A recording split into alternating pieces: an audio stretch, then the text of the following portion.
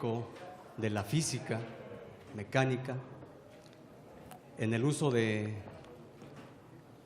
la energía electromagnética. Se suspendió esa energía, que es muy bondadosa por la capacidad que tiene para promover o inducir en diversos procesos de las moléculas la germinación, el desarrollo, la floración o la fructificación de las plantas. Como la energía química se está terminando, nos estamos acabando los recursos naturales, se está regresando al uso de este tipo de tecnologías que verdaderamente debimos haberlas seguido porque son demasiado sustentables, con resultados espectaculares, y que hoy ante nosotros tenemos a la doctora Celina Torres, de Colombia, bajo el uso de la energización en la agricultura. Ellos estudian los campos magnéticos y se los van a explicar ahorita. Y esos campos magnéticos están dando resultados tanto en los porcentajes de germinación, en la producción de biomasa, en la energía hacia los biofertilizantes que estamos utilizando, a la capacidad reproductiva de los microorganismos y a una explicación bajo los análisis de varianza con respecto a los diferentes campos de energía que se están utilizando para lograr estos objetivos. Ella va a presentar ahorita a continuación esto. Yo hago resonancia magnética nuclear. Ella trabaja la longitud de la energía que existe entre el núcleo y el electrón, y yo trabajo la frecuencia entre el núcleo y el electrón. Entonces yo creo que hoy nos estamos encontrando y nos vamos a empatar como americanos, América Latina, de la energía a través del principio del magnetismo, y después ya en otras pláticas hablaremos, que todavía no lo he hecho con ustedes, de lo que es la resonancia. Entonces dejo aquí a continuación a la doctora que se presente ella. Le demos un aplauso gigantesco.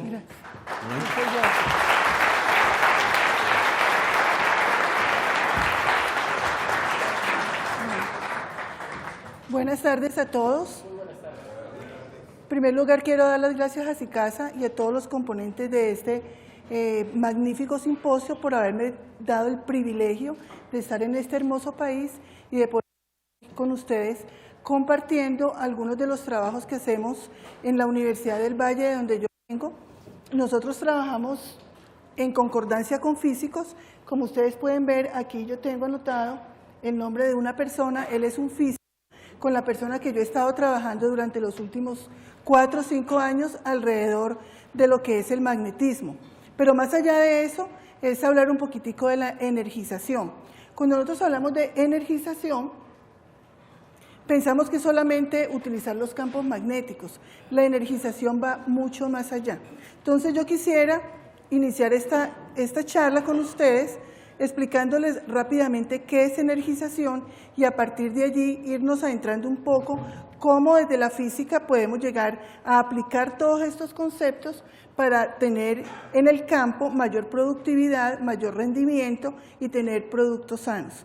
Entonces, básicamente la energización es una interacción magnética, ¿cierto?, que se establece a través de determinada materia que tiene ciertos componentes estructurales, físicos y químicos. Un ejemplo, la materia es el suelo, y los componentes estructurales físicos pues son su estructura, su textura, la compactación, y sus componentes químicos pues son su pH, su nivel de mineralización.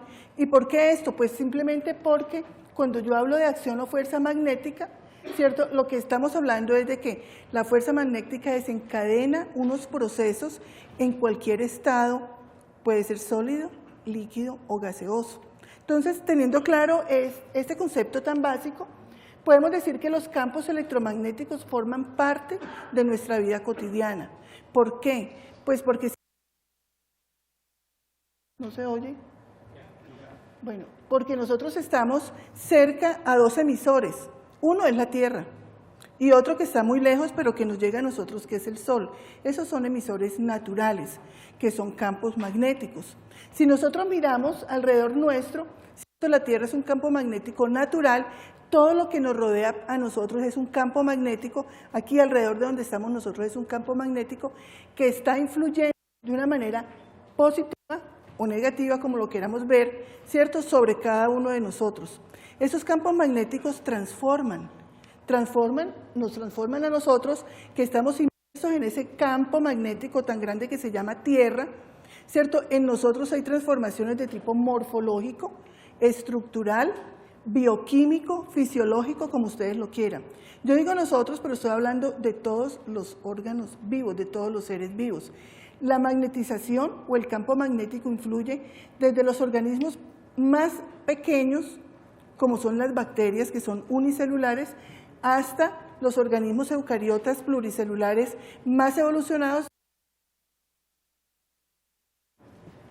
Según Zapata, en el 2002, empezó a hacer unos trabajos de investigación muy interesantes. Él trabajó tanto con microorganismos como con plantas. Cuando trabajó con plantas, para él fue muy claro que había una evidencia de una transformación cuando esas plantas estaban sometidas a diferentes tipos de energización. Sin embargo, sus trabajos no fueron muy contundentes o no fueron muy claros cuando él empezó a trabajar también con microorganismos. ¿Para mirar qué? Para mirar cómo era el desarrollo de estos microorganismos, si había una variación en su ciclo de vida. Allí no hubo pues como unos resultados muy claros para él. Sin embargo, su trabajo sí fue muy contundente cuando trabajó con las plantas. Cuando nosotros hablamos de energización en la agricultura, ¿cierto?, nosotros tenemos que pensar que esto no es nuevo. Ya el doctor José Luis lo estaba diciendo ahora. Si nosotros retrocedemos en el tiempo, la primera persona que habló de electromagnetismo o geomagnetismo fue Louis Pasteur en 1862.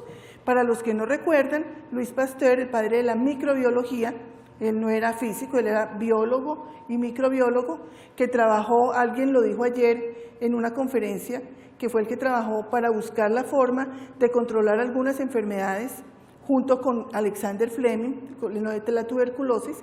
Entonces, fue él quien primeramente habló en 1862 y dijo que había una posibilidad muy grande de manejar mejor las semillas cuando se trataban magnéticamente que cuando no se hacían.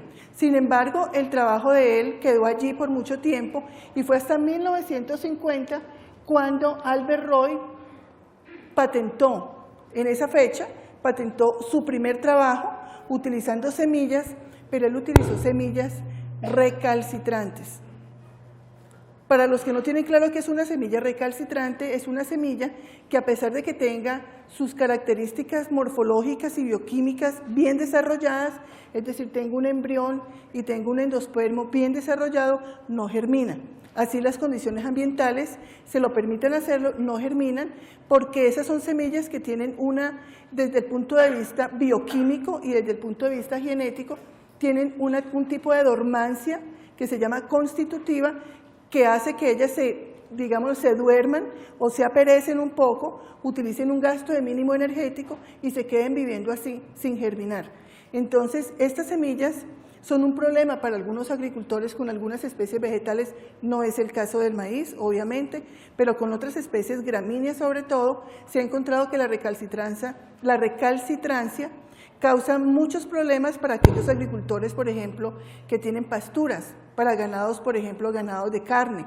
Entonces, él habló de esto por primera vez y él patentó el trabajo que él hizo. Entonces, solamente fue hacia 1950 cuando se volvió a retomar los trabajos que había hecho Louis Pasteur o los conceptos que había emitido Louis Pasteur, y a partir de allí otra vez se volvió a hablar de la energización en la agricultura.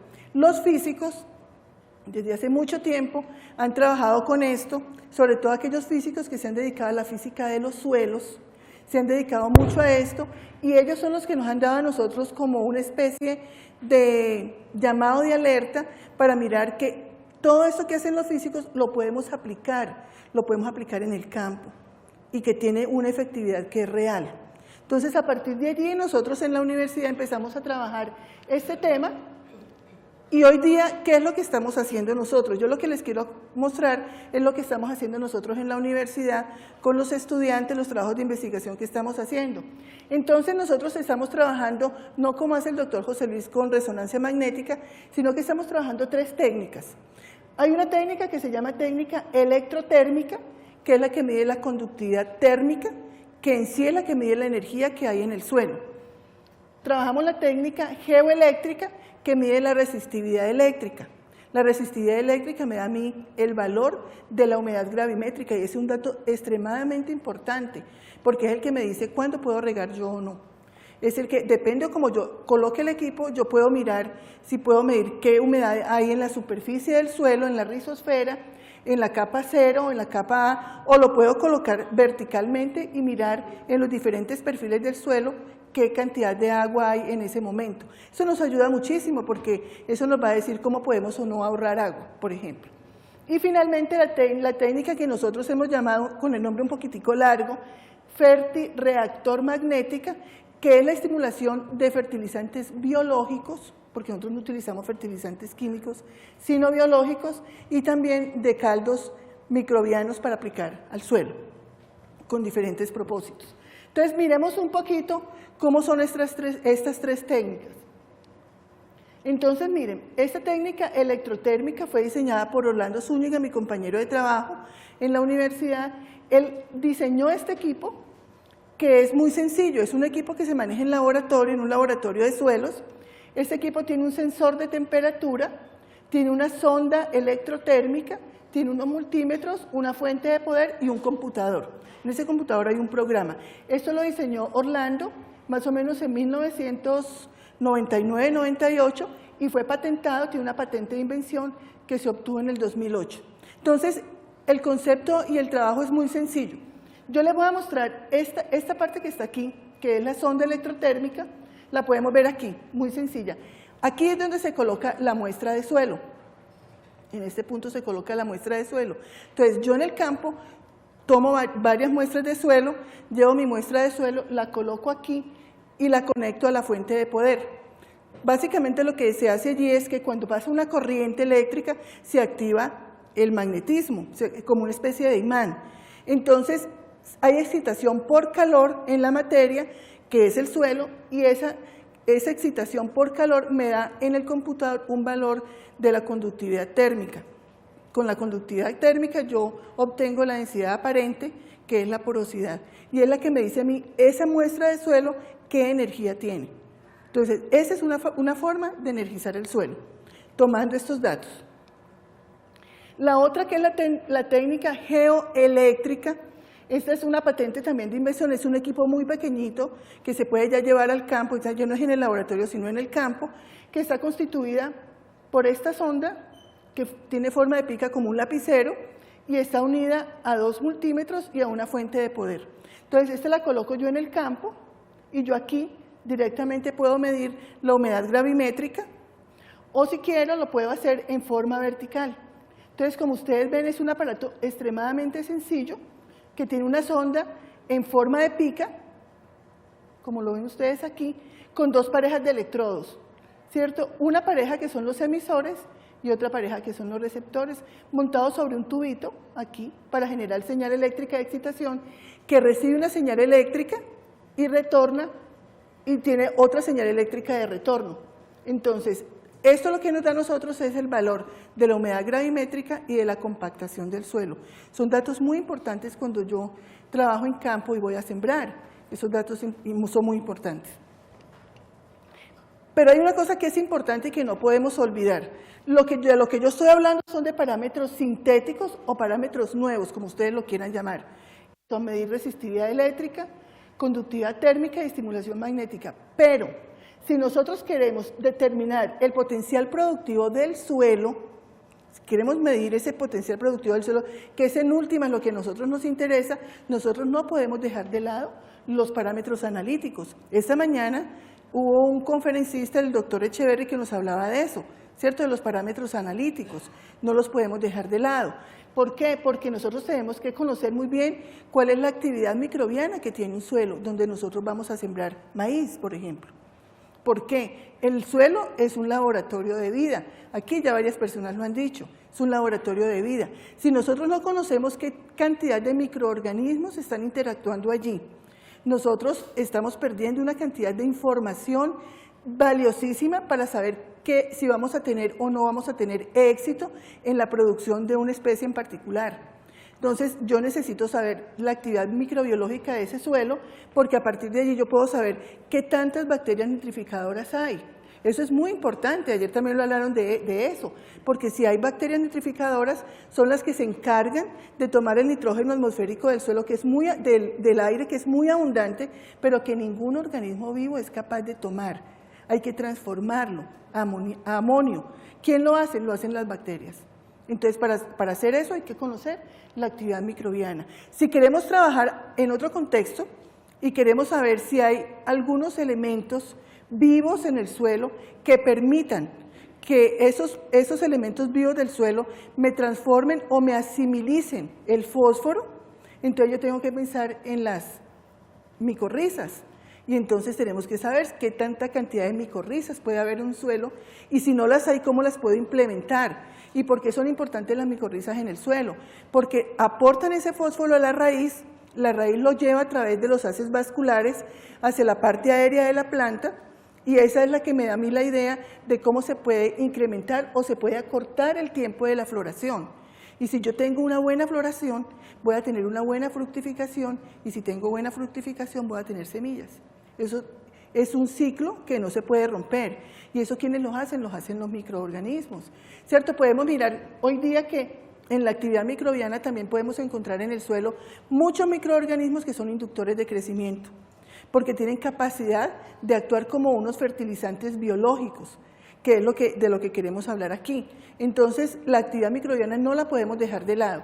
Tampoco podemos dejar de lado el análisis químico de los suelos. Esta mañana lo dijeron y es cierto, yo no puedo dejar ese parámetro de lado porque yo no necesito saber si un suelo qué pH tiene, si es un suelo que tiene muchas sales, si tiene muchos contenidos de sales, si tiene contenidos de aluminios que son tóxicos al suelo, yo necesito saber qué tipo de pH tenemos nosotros. Entonces, no es que trabajando en los campos magnéticos podamos dejar los análisis cualitativos y cuantitativos que hemos estado utilizando desde siempre, no los podemos dejar, solo que podemos agregar unos parámetros nuevos que antes no los teníamos en cuenta y que ahora pensamos que sí se pueden hacer y que de hecho con las investigaciones que hemos hecho hemos obtenido unos resultados que son bien interesantes. Miren ustedes, si yo hago análisis de suelos, hago análisis de actividad microbiana y hago análisis sintéticos a través del electromagnetismo, yo puedo obtener un potencial productivo del suelo alto. ¿Para qué me sirve a mí eso? ¿Eso me sirve para qué? Para poder tener una calidad en la producción agrícola. Si yo tengo un potencial productivo de suelo muy alto, yo voy a obtener en últimas, que es lo que nos interesa a todos nosotros o a ustedes, es productos sanos, cosechas uniformes y buena rentabilidad del cultivo. Entonces, hasta aquí nosotros hemos trabajado lo que era la energización y tenemos nuestros equipos, como ya vieron, que son equipos patentados. En los últimos 2 años hemos venido trabajando otro concepto, que es energizar magnéticamente los fertilizantes biológicos y los caldos microbianos. El propósito es reducir hasta donde más podamos la aplicación de agroquímicos, porque eso nos va a incidir ¿en qué? En que vamos a tener unos cultivos más limpios, ¿cierto? A más bajo costo. También podemos mirar la capacidad que tengamos para mermar en riego con los otros procesos y en última lo que nosotros queremos es tener cultivos con la filosofía de los bajos insumos. Entonces, esa es la propuesta. Entonces, este equipo que todavía no está patentado es un equipo muy sencillo que podemos llevar al campo, ahorita yo les muestro. Es un equipo que aquí lo podemos ver desde 2 puntos de vista. Lo podemos mirar de arriba hacia abajo, lo tenemos aquí, mirando aquí la tolva hacia abajo, y aquí lo miramos de lado.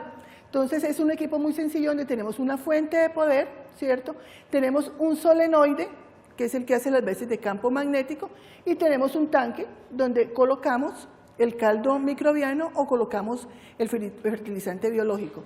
Este solenoide es simplemente un hilo que va envuelto en una hélice, y cuando se conecta a una corriente eléctrica genera un campo magnético igualito a lo que hace un imán. Es algo tan sencillo como eso.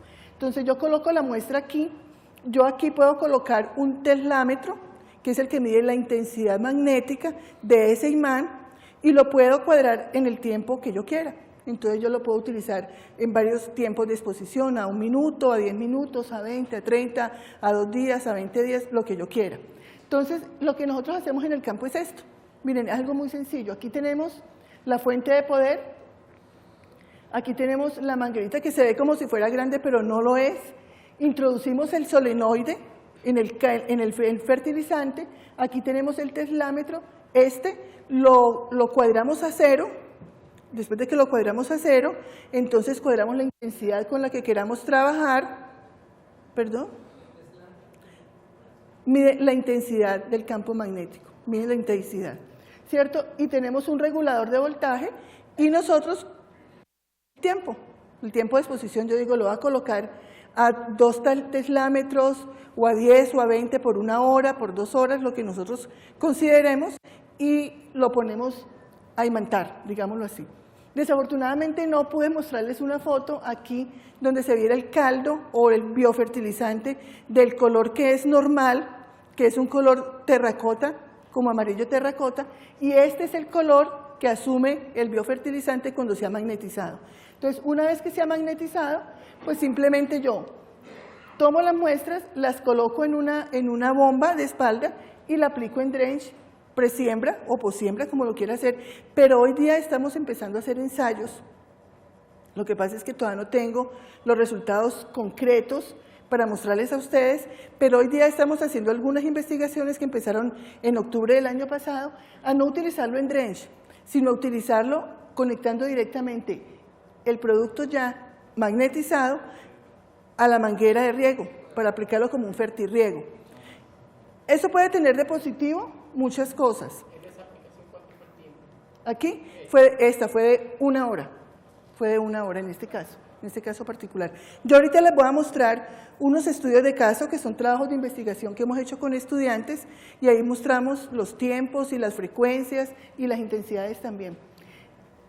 Cuando nosotros utilizamos esto, lo que hemos visto nosotros es que en los primeros ensayos en los que hemos hecho, que son muy sencillos, que son pruebas piloto, digámoslo así, hemos encontrado que hay una eficiencia bastante grande también. Ahí lo que nos ahorramos es las personas, ¿cierto? Entonces lo podemos ver como lo queramos, podemos ver que es malo porque ahorramos el trabajo de unas personas que necesitan el trabajo, pero por otro lado para el productor también podemos mirar que está ahorrando en dinero, en costos de producción, ¿cierto? Entonces como lo queramos ver. Entonces lo que nosotros buscamos con la energización es hacer un mapa energético del suelo, y les voy a decir por qué esto es importante y ustedes lo pueden hacer en sus fincas. Si ustedes tienen un lote listo donde van a sembrar maíz, ustedes pueden tomar el dato de la densidad aparente, ¿cierto?, para saber, o la conductividad térmica, perdón, para saber la energía. Pueden tomar el dato de la resistividad eléctrica para saber la humedad gravimétrica, y pueden utilizar un campo magnético para mirar cómo está ese suelo. Entonces ustedes pueden tomar muestras de suelo y simplemente el mapa, ¿qué les va a decir? Un ejemplo, todo lo que está verde es porque tiene una alta energización, lo que está en amarillo tiene una energización media y lo que está en rojo tiene una energización muy baja. Eso me está diciendo a mí que en esta zona roja yo necesitaría aplicar, ¿cierto?, los biofertilizantes para equilibrar todo el lote. ¿Eso en qué nos repercute a nosotros? En agricultura de precisión, esto se llama agricultura de precisión. Nos repercute en que en ahorros significativos de agua, de fertilizantes y del laboreo del suelo. Entonces, con hacer estas 3 pruebas o estas prácticas, yo puedo energizar un lote en un área determinada, y ahí yo puedo decir, bueno, ya tengo el lote energizado, ahí ya puedo sembrar y ahí puedo obtener yo un máximo rendimiento, cultivos sanos, buena productividad con un mínimo de costo de laboreo. Puede ser. Hablando de magnetismo, pues han habido ya muchos autores que han trabajado en esto, yo solamente no, nosotros somos nuevos también en esto, estamos aprendiendo, estamos en el proceso. Este trabajo del 2005 de este par de científicos, ellos volvieron a trabajar sobre las plantas en general, no trabajaron con semillas sino con plantas, y demostraron que efectivamente cuando una planta se magnetiza hay unos cambios morfológicos importantes. Ellos lograron determinar fisiológicamente que la planta cuando se magnetiza incrementa su actividad metabólica. Recuerden ustedes que las plantas funcionan como funcionamos nosotros, tienen un metabolismo y ese metabolismo puede ser lento, como a veces tenemos nosotros un metabolismo lento que no progresa mucho y que nos quedamos a veces empantanados y que puede perjudicarnos en la salud. En las plantas sucede exactamente igual. Entonces, lo que se ha demostrado es que el campo magnético tiene la capacidad de activar ese metabolismo, de activar las enzimas, ¿cierto? De activar una cantidad de estructuras que tiene la planta. Las células de la planta todas son iguales, pero lo que se ha visto es que cuando se utiliza el campo magnético, lo que realmente se modifica es la membrana que está entre la pared celular y el citoplasma de la planta. Eso es muy importante, porque al modificarla, al hacerla más flexuosa, entonces la célula puede recibir más rápido y en mayor cantidad nutrientes, por ejemplo, moléculas proteicas que hacen que la planta pueda crecer mucho más rápido. Y eso ya está demostrado. Por ejemplo, Díaz, que es una persona que ha trabajado con nosotros, en el 2004 trabajó no solo con semillas, sino que trabajó con plántulas de 2 leguminosas. No sé si ustedes conozcan la leucaena leucocéfala, los que trabajan en ganadería, ¿cierto? Que se utiliza, ¿perdón? Los que trabajan en ganadería saben que la leucaena leucocéfala es de un aporte proteico muy importante para el ganado, especialmente si el ganado es con propósito de carne, para el ramoneo. Y el Phaseolus vulgaris, pues que todos conocemos. Los trabajos que él hizo en las plántulas, ¿el qué encontró básicamente? ¿Qué encontró básicamente? Que cuando magnetizaba estas plántulas a nivel de invernadero, obtenía una longitud de raíces mayor. ¿Y eso qué me significa a mí en la práctica? Que cuando yo magnetice tenga un nivel de longitud de raíces mayores.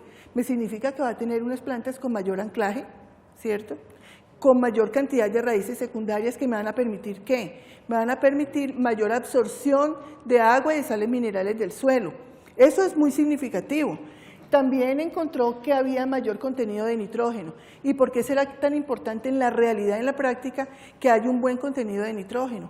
Ustedes saben que el nitrógeno que toma la raíz, ¿cierto?, va directamente a las hojas. Y en la medida en que la planta le aporte o la raíz le aporte a las hojas nitrógeno, se va a ver mayor formación de hojas. ¿Y por qué? ¿Qué importancia tiene eso? La importancia es que allí es donde se da la actividad fotosintética. El fenómeno químico más importante que existe en el planeta es el fenómeno de la fotosíntesis. Si hay fotosíntesis, buena actividad fotosintética, hay mayor formación de savia elaborada, que va a irrigar a toda la planta y en su conjunto, porque eso es un círculo, ¿cierto? Va a haber mayor productividad, mayor ambientación de la planta, mayor vigor, mayor establecimiento y todos los procesos biológicos de la planta van a ser mucho más eficientes. Entonces los resultados sí son muy interesantes.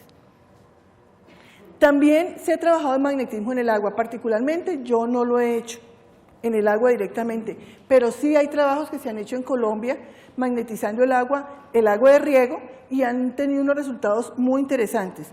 Por ejemplo, este trabajo que valida el trabajo anterior, donde magnetizando el agua encontraron que las formas móviles de nitrógeno, fósforo y potasio eran mucho más eficientes cuando se magnetizaban las plantas. Entonces volvamos otra vez al campo de la nutrición. Ya sabemos que el nitrógeno es importante para la formación de hojas, para que haya actividad fotosintética, pero el fósforo es esencial en el proceso de antesis, es decir, cuando se inicia el proceso de floración, para que haya mejor floración, mayor cantidad de flores. Y el potasio está referenciado más cuando hay fructificación para que los frutos tengan mayor carga de carbohidratos. En el caso del maíz es para que los granos de maíz tengan mayor cantidad de carbohidratos tipo azúcares, en este caso destrozas, por ejemplo. Entonces es muy importante porque son los 3 macroelementos que se necesitan en una planta para tener lo básico necesario para que la planta funcione. Carbonell, este mismo Carbonell, trabajó, y este fue un trabajo muy interesante, que trabajó con una gramínea que se llama Brachiaria decumbens, que quien trabaje con ganado sabe para qué sirve la Brachiaria decumbens. La Brachiaria es una gramínea muy buena, pero tiene un problema y es que toda su semilla es altísimamente recalcitrante. Entonces ya les expliqué qué significa la recalcitrancia. Él encontró que cuando él magnetizaba la semilla de Brachiaria decumbens, rompía la recalcitrancia más o menos en un 40%. O sea, una semilla de Brachiaria decumbens no tiene una germinación más allá del 15-18%. Él, magnetizando la semilla, logró que esa recalcitrancia se rompiera y la germinación sobrepasara el 50 al 55%. Y ese es un valor que es importante cuando hablamos de germinación de semilla. Este es un trabajo muy bonito que hicimos con un estudiante en la universidad. Él trabaja con plantas ornamentales. Entonces, él empezó a trabajar con varias plantas ornamentales y se dedicó por un grupo, por una familia que es la familia de las aráceas. Estas plantas no producen flores bonitas, producen follaje hermosísimo. ¿Qué características tienen estos follajes? Son hojas muy grandes, son hojas muy verdes y las hojas son enceradas. Entonces, estas hojas se utilizan es para hacer los adornos.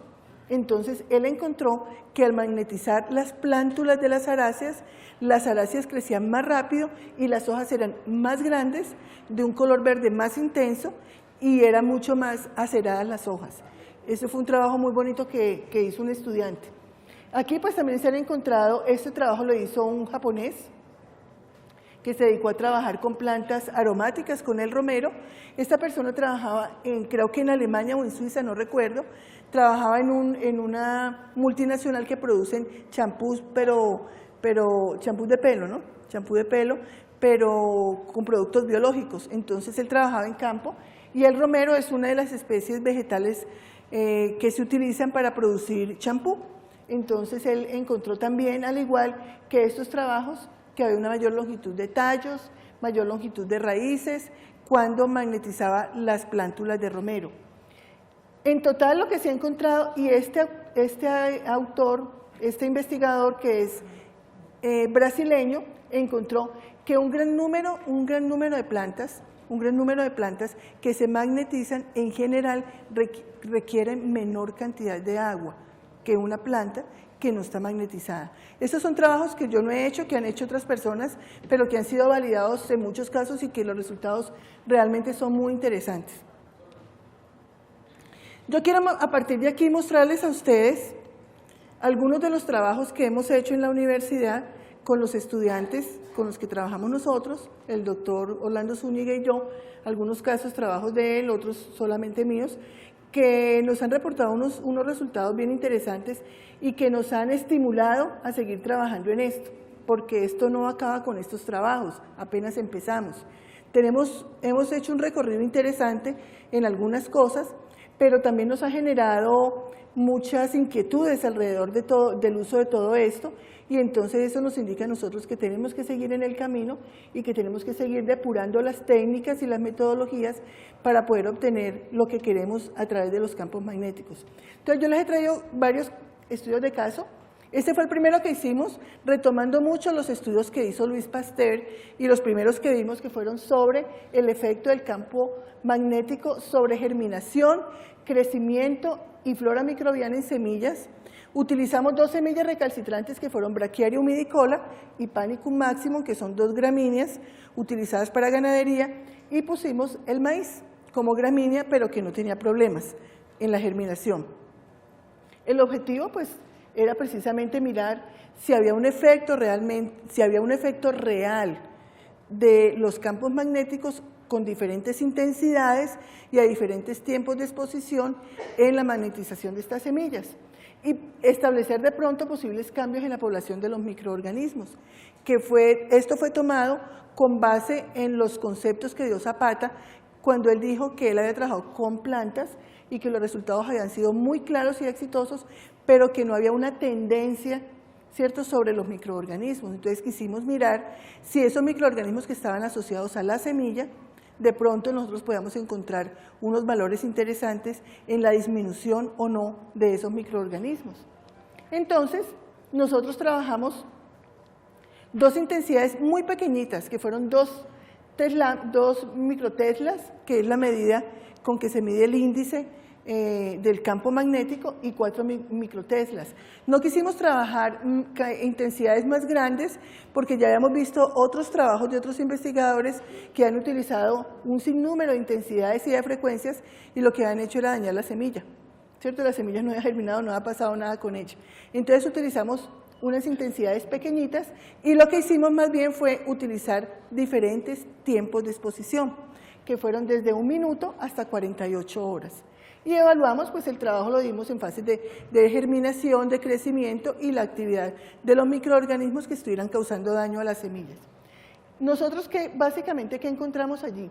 Bueno, el ensayo lo hicimos, como era un ensayo preliminar, lo hicimos no en campo ni en laboratorio, lo hicimos en el laboratorio, colocando las semillas en las cajitas Petri, las plequitas Petri, con un papelito filtro. Ahí contábamos las semillas, las humedecíamos unas 2 horas, para darle el chance de que empezaran a germinar, y las colocamos sobre un imán común y corriente. Estos imanes se consiguen en el comercio, ya los venden con sus intensidades, ellos son hechos de ferrita, básicamente son hechos de ferrita, y los colocábamos en una mesa.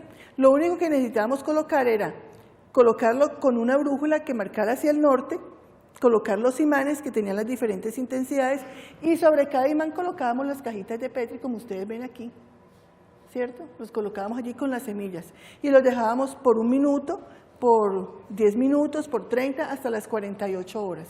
Eso fue todo lo que hicimos. En el caso de las plántulas, utilizamos estas macetas con más o menos 500 gramos de suelo, las llevamos a capacidad de campo, sembramos 6 semillitas por cada maceta para medir longitud total de la planta, longitud de tallo, peso seco y peso seco del tallo. Hicimos exactamente igual, colocamos las macetas y debajo de las macetas los imanes, igual los mismos tiempos y las mismas intensidades. ¿Qué encontramos nosotros? Miren ustedes en estas gráficas y verán que los porcentajes de crecimiento están en escalas diferentes. Las escalas son diferentes porque, como aquí tenemos semillas que son muy recalcitrantes, no podemos pretender que las semillas germinen al 100%, a excepción del maíz. Entonces, miren ustedes, en el Panicum máximo, ¿cierto?, nosotros encontramos que el control tuvo más o menos un 45, más o menos un 50% de germinación, y en realidad fue bueno. Pensábamos que iba a ser menor, pero fue bueno.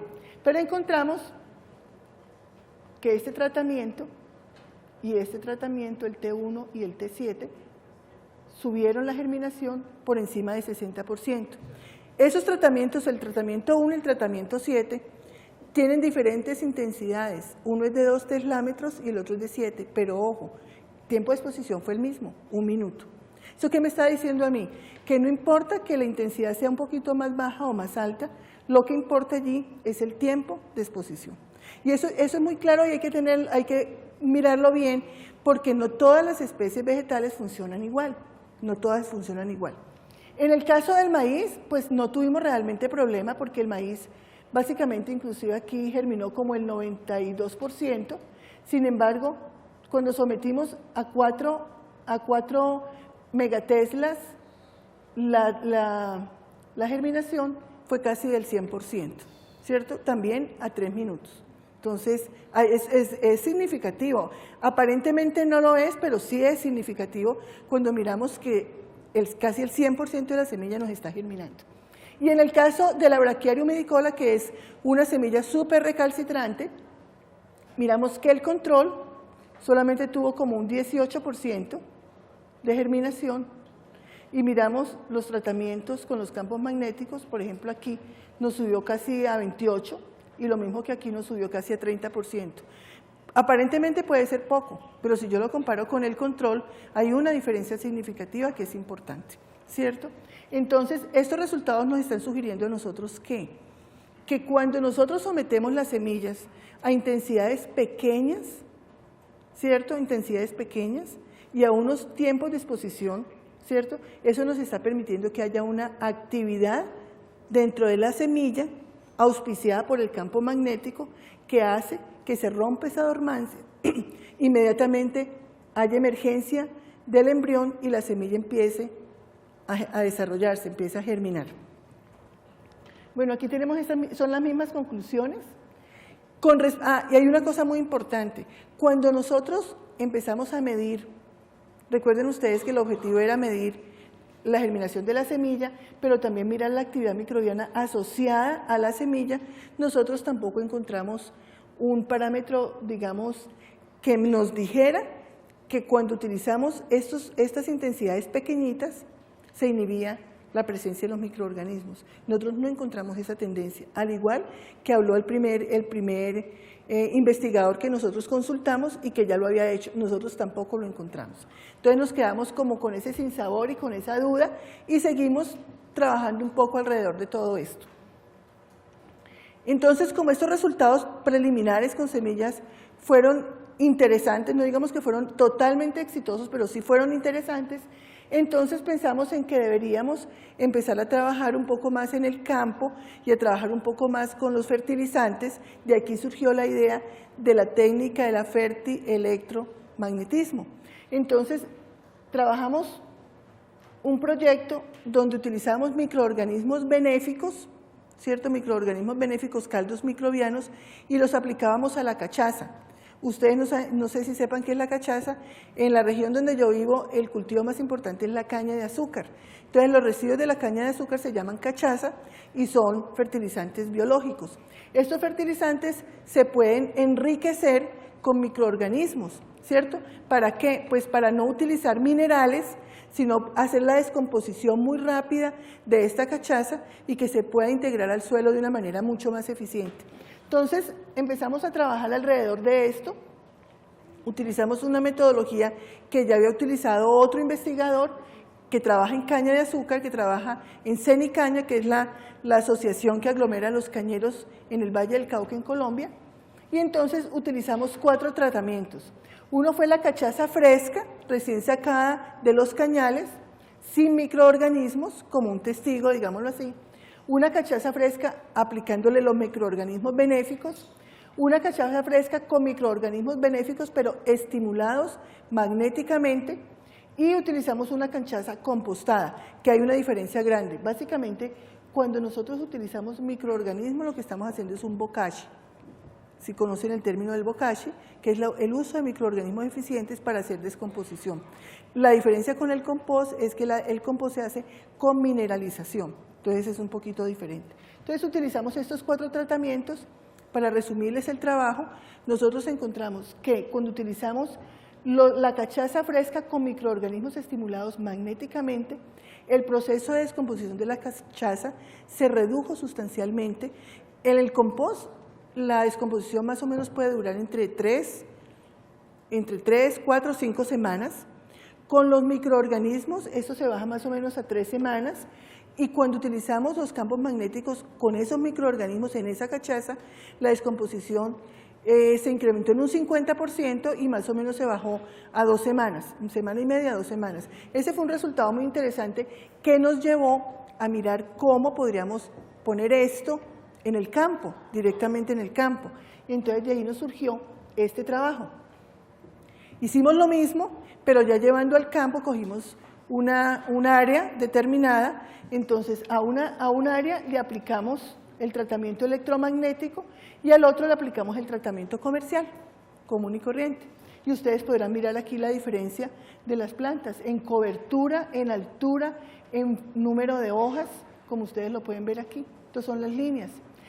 Entonces cuando vimos esto, vimos que esto era como tan interesante, que hay unas diferencias tan grandes, decidimos dejar estas parcelas hasta el final y poder mirar qué pasaba con la floración, con la formación de mazorca, con el llanado de grano. Y allí nos llevamos una gran sorpresa, y la sorpresa fue esta.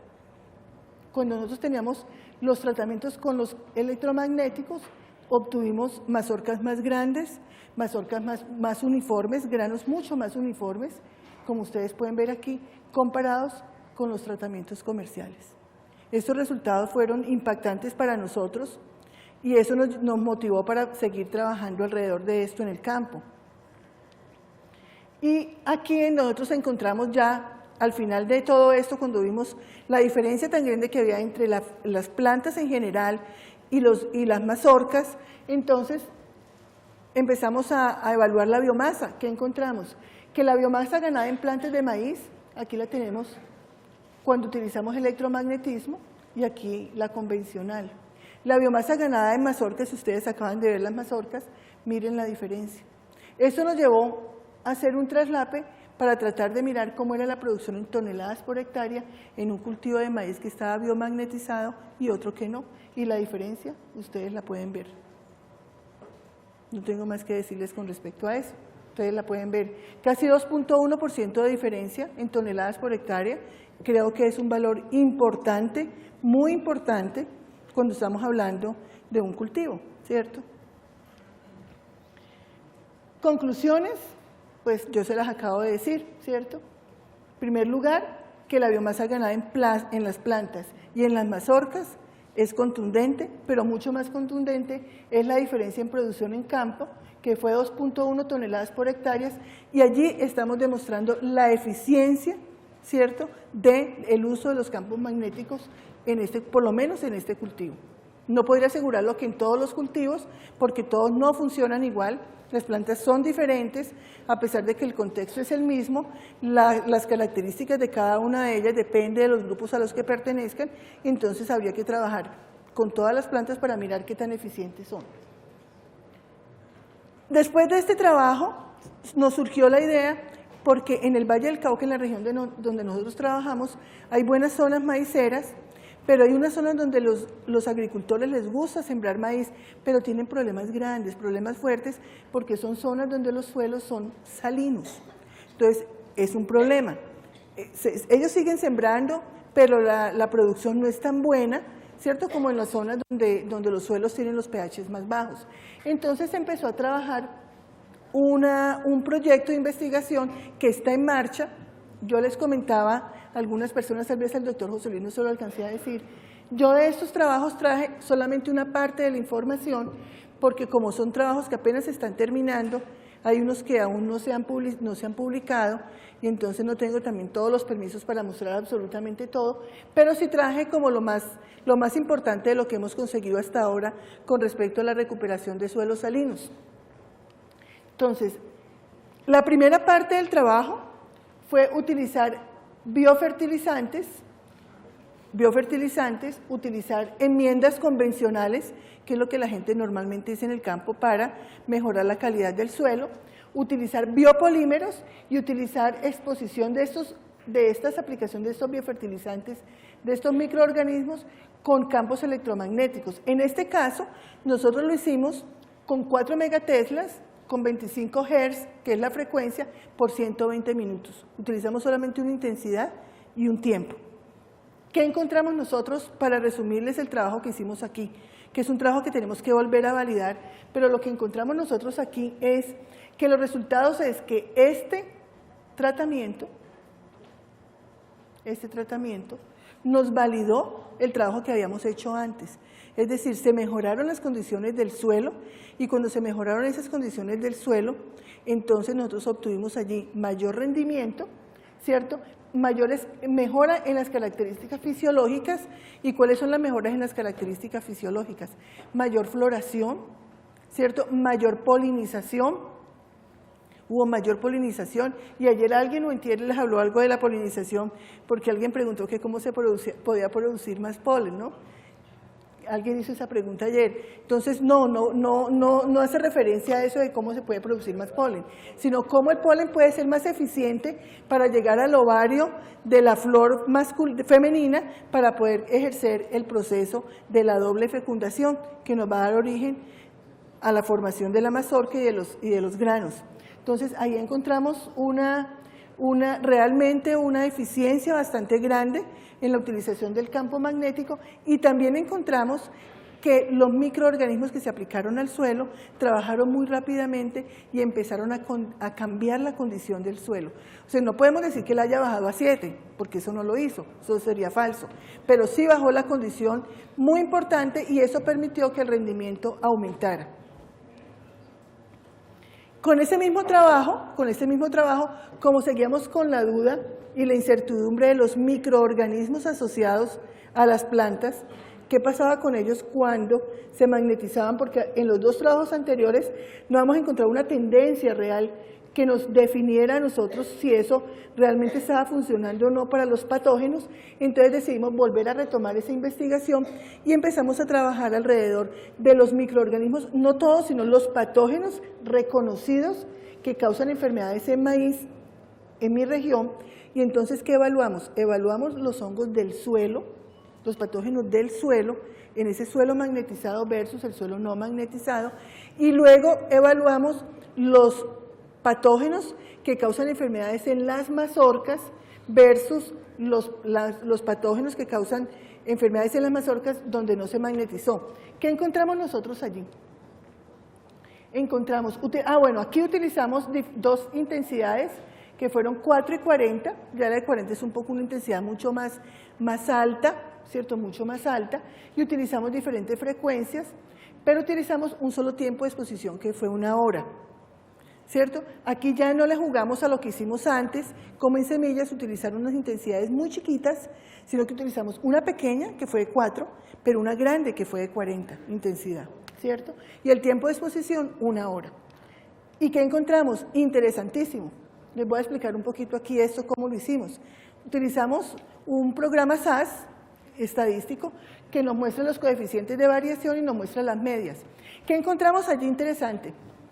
Que, miren, aquí están todos los tratamientos magnéticos, ¿cierto? De diferentes intensidades a un tiempo de exposición. Aquí tenemos el tratamiento convencional, que es la enmienda que la gente normalmente usa. Aquí tenemos los microorganismos eficientes pero no magnetizados y aquí tenemos el control. Si ustedes miran, todos los tratamientos con campos magnéticos, incluido el biofertilizante, fue mucho más baja la presencia de hongos patógenos en el suelo si lo comparamos con la enmienda y con el control. El mejor tratamiento fue este, ¿sí? Miramos, fue este tratamiento. Este tratamiento tenía 40 megatesles de intensidad del campo magnético por 1 hora. Miren, no fue 4, fue 40. Y estos fueron los hongos que nosotros más encontramos. Aquí, por ejemplo, estos hongos, no sé si aquí en México son los mismos patógenos que encontramos en suelo, en maíz. Nosotros tenemos este tipo de hongos, este es Alternaria, este es Dreschlera, Fusarium, que es muy complicado y que produce enfermedades, marchitamientos, desde la semilla hasta que la planta termina. Encontramos que es un hongo bastante complejo. Nosotros encontramos una disminución bastante significativa. No podemos decir que la reducción fue 0, porque no lo fue, pero sí fue bastante significativa. Y cuando evaluamos las mazorcas, miren ustedes, estos son los campos magnéticos hasta el tratamiento 7, perdón, hasta el tratamiento 6. Este fue el tratamiento con la enmienda, este fue con los microorganismos sin magnetizar y este fue el control. ¿Cuáles encontramos aquí? Que el 5 y el 6 fueron los mejores tratamientos. En términos castizos, ¿eso qué nos significó a nosotros? Y miren aquí los patógenos que encontramos cuando no magnetizamos en el control, todos estos patógenos. En términos castizos, ¿qué encontramos nosotros con respecto a los microorganismos? Es que independientemente del tiempo de exposición, que fue el mismo, que fue 1 hora, nosotros encontramos que cuando aumentamos la intensidad del campo magnético, sí hubo una reducción significativa de los microorganismos patógenos, tanto en el suelo como en las mazorcas, a diferencia de lo que hicimos con las semillas, que para germinar necesitamos unos tiempos de exposición pequeñitos. Entonces, eso ya nos está dando a nosotros una idea de cómo, para dónde vamos con todo esto.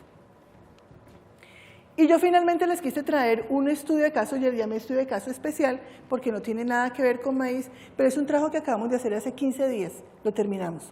Y es un trabajo muy bonito, y como yo sé que aquí en México cultivan hongos comestibles, entonces quise traerlos para participárselos a ustedes, porque fue un trabajo realmente muy interesante.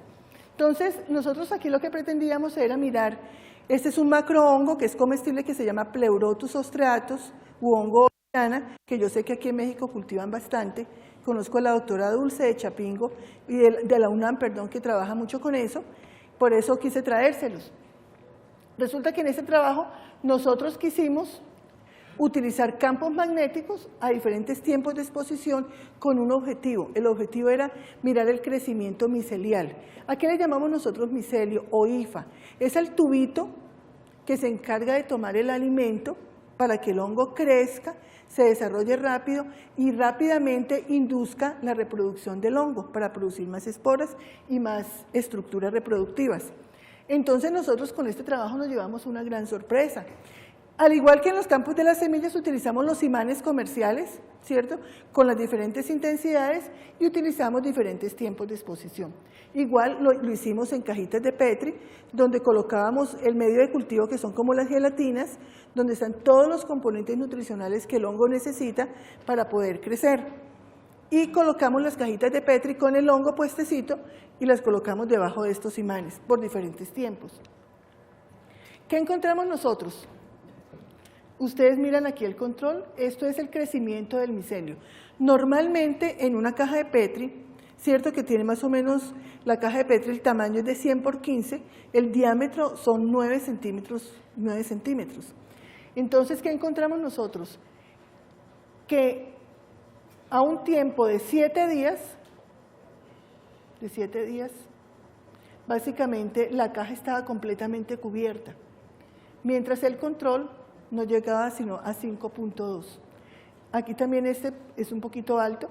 ¿Qué encontramos nosotros aquí en términos generales? Porque si miramos estos campos magnéticos, realmente no fueron eficientes si lo comparamos con el control, pero este y sobre todo este sí. Aquí lo que encontramos nosotros, si ustedes miran esta barra y esta barra, es que lo que primó aquí no fue la intensidad, sino el tiempo de exposición, que fueron 7 días, ¿sí? Fueron 7 días. ¿Qué importancia tiene esto? Para que este hongo crezca en la caja de Petri, ¿cierto?, y crezca a los 9 centímetros cúbicos, hemos comprobado que necesitamos por lo menos 30 a 35 días para que cubra toda la caja. Y aquí creció en 9 días, ¿sí? 9 días. Perdón, en 7 días. Pero hubo algo más interesante que nosotros encontramos. En los campos magnéticos con menor tiempo de exposición, de 10 minutos y 30 minutos, aunque el hongo no creció mucho el micelio, encontramos una cosa muy interesante.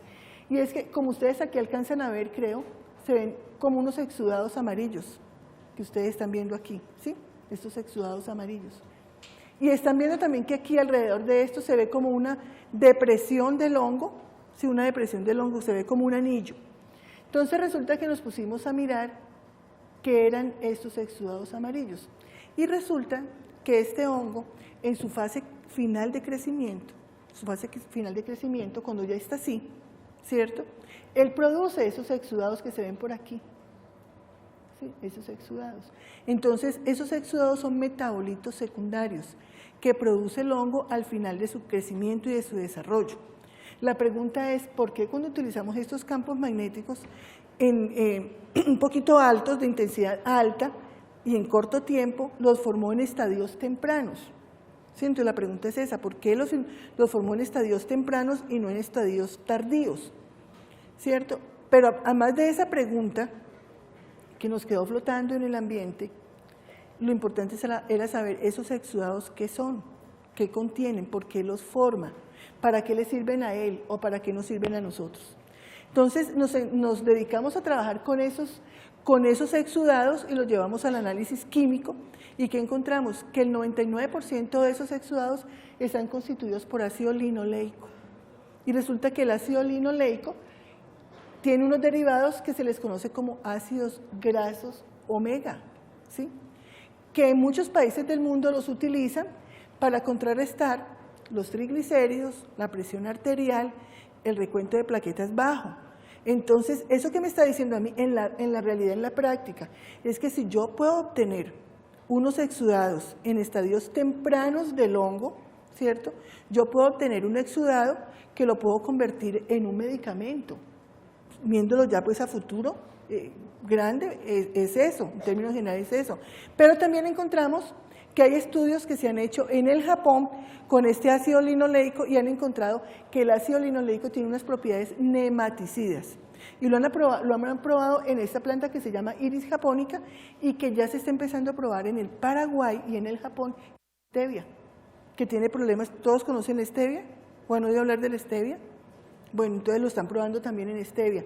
Entonces, si nosotros miramos esos resultados tan simples como los que nosotros encontramos aquí, son resultados a los que hay que ponerle mucha atención porque son resultados que nos están mostrando que a partir del uso de los campos magnéticos, nosotros además de tener un crecimiento de ese hongo muy rápido para producir las setas, podemos obtener unos derivados que son de gran importancia médica y de gran importancia en el control biológico. Entonces, ese es un dato que les traigo, es muy reciente los resultados, pero quise compartirlos con ustedes. Aquí podemos mirar el hongo, cómo va creciendo. Miren ustedes, este es un hongo que creció sin campos magnéticos y miren ustedes cuando tenía solamente 48 y aquí tenía 7 días. Miren ustedes que los bordes del hongo, donde no alcanza a llegar el imán, el hongo crece liso, ¿cierto? Pero donde está el campo magnético actuando, crece rugoso. Eso valida el concepto de que los campos magnéticos cambian o modifican la morfología de un organismo vivo. Ahí lo tienen ustedes, cambia la morfología. Quise traerles esta tabla, tiene muchas cosas, pero quiero solamente mostrarles dos cosas. Nuevamente el campo magnético por 7 días y el control. Aquí observamos el grosor de la hifa y de la fíbula, y yo les voy a explicar ahora qué es eso y para qué sirve. Miren ustedes que cuando nosotros utilizamos este campo magnético, o cualquiera de estos campos magnéticos fue mayor que el control. Bueno, estos no, pero el de los 7 días sí. ¿Y por qué en el hongo es importante que haya un mayor grosor de la hifa y de la fíbula? Por una razón muy sencilla. La hifa es esta estructura microscópica que ustedes están viendo aquí, que es la que lleva todos los núcleos del hongo y es la que toma el alimento y la que produce las esporas del hongo. Entonces, entre más gruesa sea la hifa, ¿cierto?, va a haber mayor capacidad de toma de alimento del hongo y si hay capacidad de toma de alimento, rápidamente ya va a convertir eso en esporas del hongo. Entonces, importante para el crecimiento del hongo, absolutamente. Y la fíbula, que es un gancho que ustedes ven aquí, este gancho es muy interesante porque este gancho es el que permite que la hifa se cierre o se abra para que haya paso de núcleos.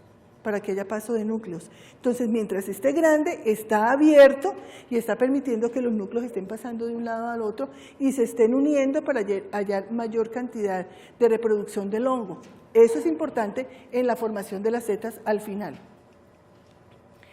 Y un dato muy interesante, este dato lo revisamos hace 2 semanas, no les tengo una respuesta real a esto, pero sí me pareció importante compartirlo con ustedes. Y es con respecto a las condiciones aromáticas o a las condiciones organolépticas del hongo. ¿Nosotros qué hicimos? Los hongos tienen cierto tipo de olor, que yo creo que ustedes han visto los hongos y los hongos tienen un olor especial. Resulta que el macrohongo, que es comestible, tiene olores anisados o olores almendrados. Lo que se ha estudiado con respecto a los gustos culinarios, digámoslo así, de las amas de casa o de los chefs, es que el olor almendrado es mucho más agradable que el olor anisado del champiñón, del hongo. Entonces, ¿qué encontramos? Miren ustedes, tan interesante. El control versus los 2 tratamientos con campos magnéticos a 7 días, que fueron los que nos dieron los mejores resultados. Cuando se evaluó antes de 7 días el olor del hongo, el control tenía un olor almendrado, que es como le gusta a la gente, pero el olor a almendra no se sentía con los campos magnéticos, sino que se sentía un olor anisado muy fuerte. Pero ¿qué pasó después de 7 días? Después de 7 días cambió totalmente. El olor almendrado del control se perdió y tomó un olor anís, mientras que en los campos magnéticos el olor de la almendra fue muy fragante y el olor anisado se perdió. Las respuestas no las tengo reales. Es posible de que allí hayan unos compuestos aromáticos que son volátiles y que cambien su estructura y su formación por incidencia del campo magnético, pero todavía no sabría explicárselo científicamente qué pudo pasar allí. Pero es un dato que es muy interesante. Esas son las conclusiones de ese trabajo que se las acabo de decir, pero yo quiero hacer unas consideraciones finales, compartirlas con ustedes. La primera es que el biomagnetismo es una variable olvidada. Y la llamo así porque ya les dije al principio que esto no es nuevo, esto se ha estudiado desde Louis Pasteur, sino que nosotros apenas ahora lo estamos retomando porque hemos visto que todo el trabajo que tiene que ver con magnetismo es de los físicos y los físicos allá y nosotros que trabajamos en agricultura acá, ¿cierto? Entonces como que esas cosas de corrientes y de voltios y todo eso, eso no es como para nosotros. Pero hoy día sabemos, sobre todo los físicos que han estudiado la física de suelos, son los que nos han acercado mucho a todas estas técnicas, a todas estas teorías, a la misma física cuántica que trabaja el doctor José Luis, y hemos encontrado que en la realidad nosotros podemos utilizar los fenómenos físicos o los procesos físicos de una manera eficiente para mejorar los rendimientos en la agricultura. Entonces, por eso yo le llamo una variable olvidada, porque eso no es nuevo, eso no nos lo inventamos nosotros. Una de las aplicaciones importantes de la energización es la que se ha venido desarrollando a través de tener un propósito, de tener mejor rendimiento, mejor productividad y buscar alternativas eficientes o mejorar los procesos y las técnicas para que haya mayor sanidad en el suelo. Eso lo tenemos que mejorar mucho, tenemos que trabajar muchísimo más. Que los cambios producidos en todos los sistemas biológicos, incluidos en los nuestros, ¿cierto? Con el campo magnético siempre van a inducir transformaciones importantes de tipo anatómico, de tipo morfológico, y los vemos en todos los sistemas biológicos, desde las bacterias, pasando por los mamíferos, las plantas, los microorganismos, hay cambios enzimáticos, aumento de biomasas, hay aceleración de procesos biológicos. Eso es importante también tenerlo en cuenta. ¿Qué más podemos decir? Bueno, que el efecto estimulador de los campos magnéticos ha sido muy discutido, sin embargo, la mayoría de los investigadores que han reflexionado acerca del tema consideran que realmente lo que ha habido es un cambio aquí en la permeabilidad de las membranas, lo que yo les decía a ustedes ahora con respecto a la pared celular y a la membrana citoplasmática. Y la otra conclusión que sacamos, que es muy reciente, pero que es derivada de los resultados de lo que nosotros hemos hecho, es que cuando utilizamos el campo magnético, las intensidades bajas estimulan algo y las altas inhiben. Entonces, por ahí vamos llegando a encontrar la respuesta de por qué cuando utilizamos intensidades bajitas no tuvimos una tendencia con respecto a la inhibición de microorganismos, pero ustedes vieron, cuando utilizamos una intensidad mucho más alta de 40 megateslas, entonces encontramos que los microorganismos se bajaron de una manera considerable. Entonces, bueno, esto era lo que yo tenía para compartir con ustedes y finalmente un pedacito de Colombia para ustedes, con mucha gratitud por haberme invitado a este hermoso país y poder estar con ustedes en el día de hoy aquí. Muchas gracias.